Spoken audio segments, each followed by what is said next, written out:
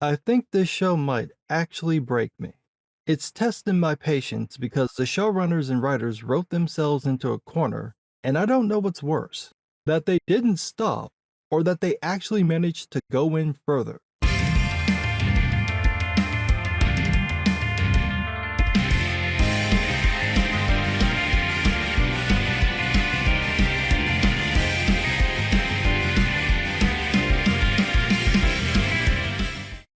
This show gives new meaning to the phrase, dig deeper.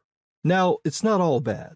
I gotta admit the VFX for the show are absolutely stellar. The opening sequence with the camera move into Khazad-dûm, that was brilliant. It's so good, I can't tell if it's CGI or a miniature or both, and the transition to the real set was spot on. The wide shots of Eregion look way better than the first season, but the set for the exterior of the building still looks like a set, at least in daylight. The nighttime shots look much better, which makes me think I'm right about the lighting needing more contrast because the shots in London look great and they have more contrast. But the chef's kiss is Celebrimbor's forge. This shot right here, it's amazing. They built the set. They built 2 floors and massive pillars and lit this bad boy, and it's huge. It's really fucking cool.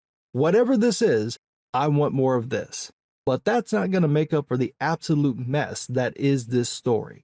I'm not even going to review this in chronological order. I'm going to work my way from the good to the bad to the oh my god, what the fuck were they thinking? The episode opens with the dwarves, and their storyline is the best part of the episode. It doesn't feel like it's part of the same story, which is another recurring problem with the show, these disconnected storylines, but it actually does work when the clunky dialogue isn't getting in the way. What happens is that the darkness spreads from Mordor, causing earthquakes in Khazad-dûm.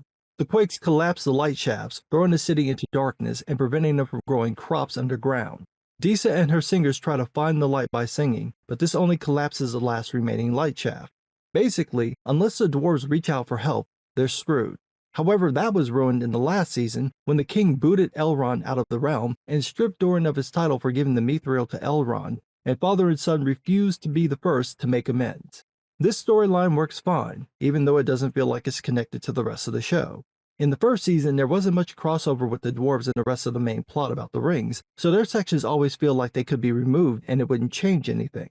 That actually happened with the first episode. They weren't in it, and you really don't notice. What you might notice, however, are the bearded women. Yes, after getting roasted into oblivion for not giving dwarf women beards, now the women have them. Well, not all the women. Only the extras have them. The dwarf women with speaking roles have these dopey sideburns that look like shaved pubes. Another funny thing about the dwarves is that they seem to hate Durin for being a rich kid. When he goes to work in the mines, they make fun of him for getting blisters and bully him like he's a little kid. I don't remember anything from the first season that hinted at any of them resenting Durin, either because of his status or his friendship with Elrond, but that's what happens in the show. So that was the good part. Then we get to the boring part with Discount Gandalf and the hobbits. As they make their way across the desert, Poppy finds a shortcut that will take them across this open plain in the blistering heat. At first, Nori and Discount Gandalf reject the shortcut, but then they get discovered by Xerxes' extras sent by the Dark Wizard to kill them, and then they hide. And these guys apparently don't notice the hobbits hiding in a crack in the rock behind this obvious piece of cloth.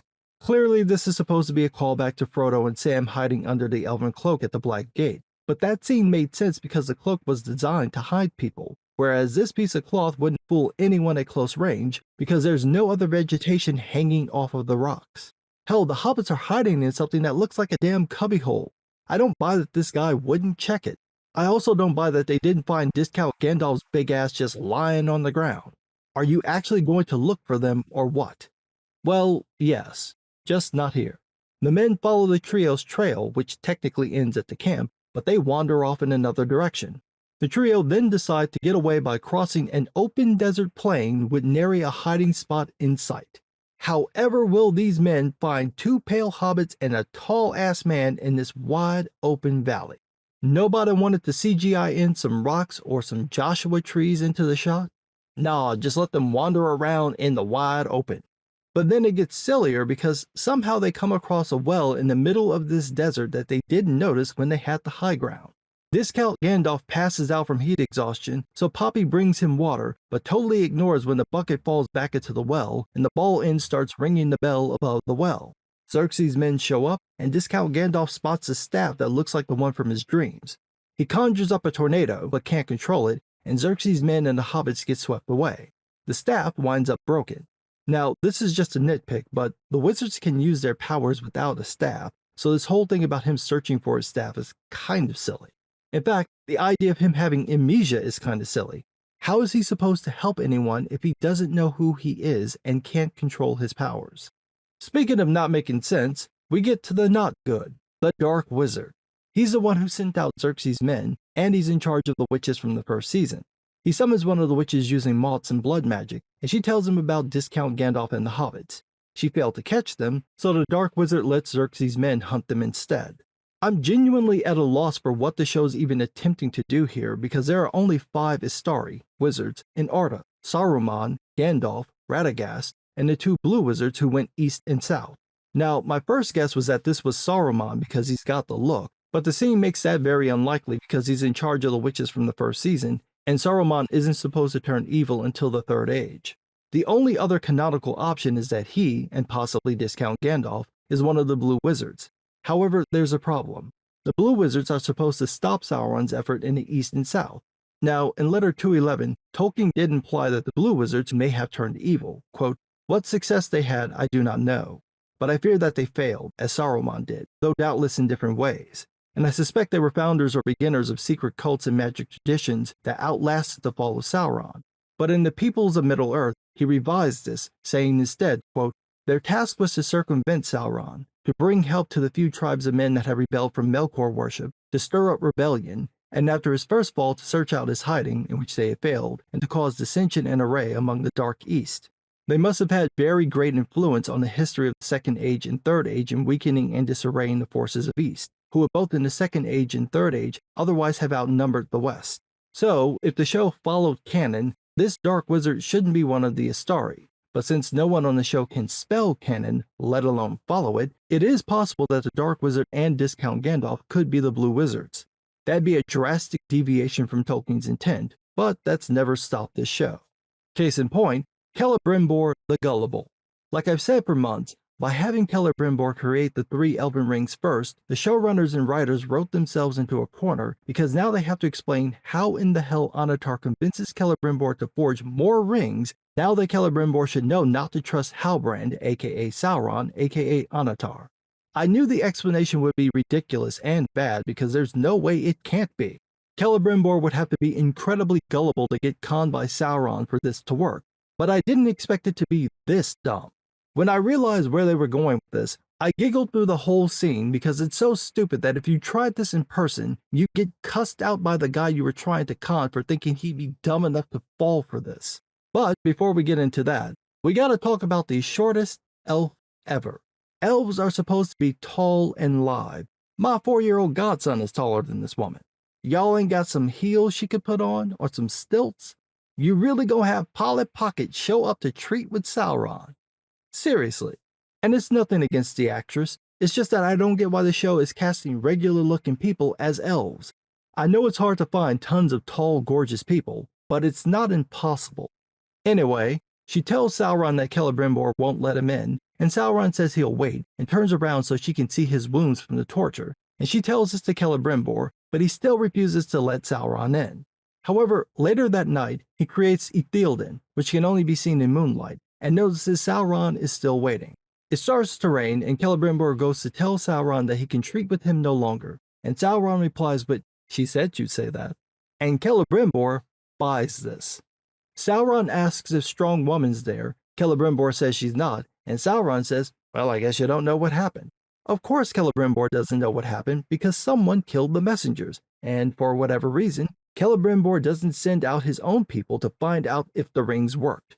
So, Sauron uses this to claim that Gil-galad and Strong Woman used the rings, took credit for Celebrimbor's work, and then forgot about him, and this is why Celebrimbor lets Sauron in. Because he thinks his friends aren't giving him due credit, all from a guy he was told not to trust and didn't trust up until 5 seconds ago. It literally takes 1 minute and 45 seconds to convince this dude to ignore Strong Woman's warning just by ever so lightly hitting his ego. No proof anything Sauron says is true, No, this fool has such a fragile ego that even the hint of a chance that it could be true makes him fold. But wait, it gets dumber, because once inside, Sauron tells Celebrimbor that the rings work and then says that he wants Celebrimbor to make more rings for men and dwarves because they'll be the last means of stopping the coming darkness. In short, the return of Sauron, a being known for changing his shape. And here you have this guy whose strong woman told Celebrimbor not to trust because he's not who he claimed to be. And does Celebrimbor find Sauron's admission directly to him that he's not who he claimed to be in any way suspicious? Yeah, for like a fraction of a second. Celebrimbor refuses to make the rings for men because they can be easily corrupted, so Sauron gives him some spiel about being sent by a higher power, which Celebrimbor also doubts. So Sauron goes full Jesus mode, and this is what convinces Celebrimbor. And I just laughed my ass off for two reasons. One, because this shot is going to upset all the right people who are going to claim it's blasphemous and anti-Christian, even though this is technically in line with what Tolkien wrote, since the Maiar are essentially angelic beings, and the whole God race thing isn't unique to Christianity, predates the religion by thousands of years, and was something Christians co-opted from the Romans and the Greeks. And two, because this shit works. Celebrimbor, after being warned not to trust Halbrand and being fully aware about Adar and that Sauron is potentially wandering around, this fool buys this shit without question. But he knows that Sauron is a Maya who's fully capable of changing his form. Sauron just told him that strong woman pushed him away after she found out the truth, which he claims is that he was sent by the Valar, and Celebrimbor is like, sounds right to me. Really? Really? It sounds plausible to you that strong woman found out that Halbrand was sent by the Valar to aid in the fight against Sauron, and she rejected him. The woman who hunted Sauron for centuries rejected help from the gods to stop the man she's hunting. This makes sense to you. This is dumb. Why would he buy this when it's completely out of character for this woman? And now Celebrimbor is going to make more rings of power so he can be, as Sauron, Annatar calls him, the Lord of the Rings. That's that bullshit. That's that bullshit right there. That don't make no sense. None. He has no reason to believe any of this, and damn sure no reason to believe it this quick. In the book, Celebrimbor is eager to learn from Annatar and ignores Galadriel's warning because Annatar hasn't done anything wrong or suspicious. That makes Celebrimbor and the elves who trust Annatar naive, since they have no proof that the Valar sent Annatar. The Rings of Power, however, makes Celebrimbor look stupid because he has every reason not to believe Halbrand's claim after Strong Woman's warning, the rise of Adar, and the knowledge that Sauron is out and about and this nigga can change shape. I'm black, I can say it. And again, how does it happen this fast? Celebrimbor trusts this dude in less than 2 minutes after admitting that the High King's messengers haven't showed up, but this guy who fled and he was told not to trust just randomly reappears. Oh, but that's not the one. This plot line with Strong Woman, this is the one where you have to go, what the fuck were they thinking? So she gets a vision of Celebrimbor getting skewered on a tree, chanting the Rings of Power poem. Apparently, the vision is an effect of her ring Ninyo, which is news to me because the 3 rings have nothing to do with visions. Strong Woman claims that this is because the rings allow the bearers to see the unseen, but that's the power of the 1 ring and the 7 and the 9 because they were created by Sauron. The 3 rings preserve things and slower stop the decay of time. This is why Rivendell and Lothlorien appear to be caught in perpetual seasons. The Ring of Fire, Narya, also has the ability to inspire people, to light a fire in their will, but none of them are said to cause visions. The visions the elves have are part of their natural abilities as Eldar, and even then, the visions aren't limited to elves.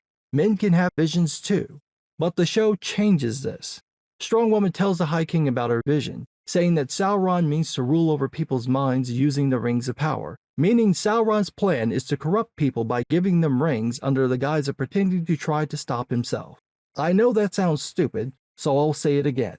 Sauron's plan is to corrupt people by giving them Rings of Power under the guise of pretending that the rings will help people stop him. Okay, so I have a question.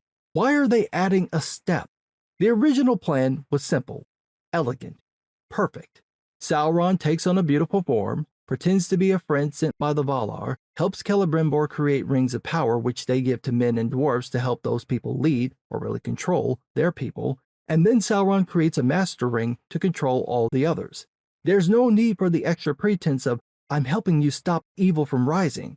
I'm your friend sent by the gods, here's a gift, is all the pretense you need. Now instead, Sauron's the dude playing the dude disguised as another dude. But wait, it still gets dumber.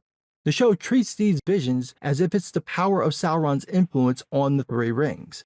Strong Woman's getting them, Gil-galad's getting them, and they both agree that the rings are obviously dangerous, which is why in the book, the elves took the rings off for this very fucking reason.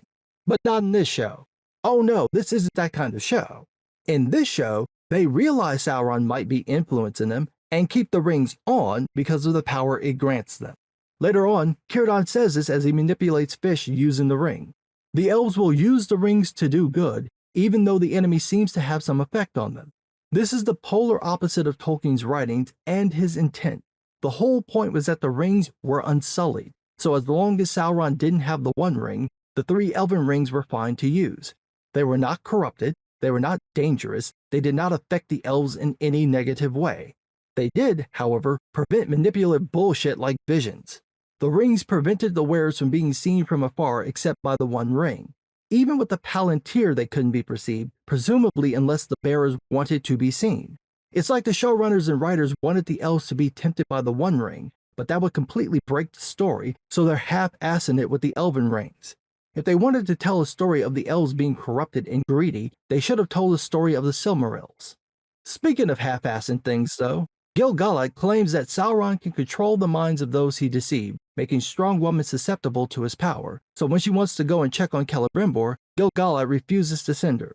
Again, this is news to me because I don't know of that being a thing, and it's not what actually happened in the show. Sauron didn't play with her mind. He told a basic lie that was harmless up until he revealed he was Sauron. That makes Strong Woman the dumbest woman in the world, but not susceptible to psychic deception. Now, I do give the show credit for letting Elrond call out Strong Woman for being the dumbest woman in the world. However, this completely breaks Galadriel's character. One of her chief abilities is her intuitive insight into other people's minds. She reads her uncle Feanor and sees that there's something off about him, so when he asked for one of her hairs to make the Silmarils, she refused him 3 times. She perceives something's off about Annatar without even meeting him, and warns Elrond and Gil-galad not to trust him. We see this ability in The Lord of the Rings, when she reads the Fellowship and sees right through Boromir. This is partly why she's counted among the wisest of all beings, and is probably the wisest of the elves living in Middle-earth. This is not someone who would be easily deceived. But the show trashes this. Instead of her being able to perceive Annatar's deception outright, she's too stupid to realize she's standing right next to him for weeks, and now she's so supposedly enthralled by his power that she can't be trusted to deal with Sauron alone, which she admits. This completely ruins Galadriel's character. I don't know why the writers and showrunners thought this was a good idea. The best I could come up with is that they thought it'd make her more complex, but it doesn't. It makes her a fool. This is what you do to one of the wisest beings in Middle-earth? You make her an idiot? You make her a collaborator, like Elrond says, because she's still using the ring even though she knows it's messing with her. The same people who in the book took the rings off the moment they sent Sauron are in the show continuing to wear them even though they suspect the rings are fucking with them. Now try to figure out how this show is going to get this character to the place she's supposed to be in The Lord of the Rings. How do you course correct from any of this? It's a total mess, and I'm only 2 episodes in. I haven't even gotten to whatever they're doing in Numenor, or this nonsense with the Entwife, or Tom Bombadil. How do they connect this to The Lord of the Rings when they're changing basic elements of the story, things that need to stay the way they were written for the events of The Lord of the Rings to even happen? Like I said, this show might actually break me. It's testing my patience to the limit, which is why I'm pacing these reviews. And for the people who claim to be Tolkien fans and to like this show, I don't believe you. Either you're not a fan of Tolkien's works or you don't like the show. There is no amount of doublethink that would make it possible to be a fan of this man and to like this show. I don't believe you. But what do I know? I'm just some guy.